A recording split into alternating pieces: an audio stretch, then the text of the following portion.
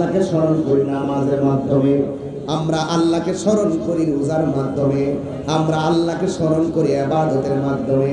এখন আল্লাহ যে বলল আমাদেরকে স্মরণ করবে, তাফসীর খুললা দেখেন, আযকুরুকুম আইবির রাহমাতি ওয়াল মাগফিরা। আল্লাহ যে আমাদেরকে স্মরণ করবে কেমনে জানেননি? আমরা আল্লাহকে স্মরণ করব ইবাদতের দ্বারা, আর আল্লাহ আমাদেরকে স্মরণ করবে আমাদের গুনাহগুলো মাফ করে আল্লাহর রহমতের দ্বারা। আল্লাহু আকবার, আল্লাহু আকবার। ফাবিআইয়ি আলা'i রাব্বিকুমা তুকাযযিবান।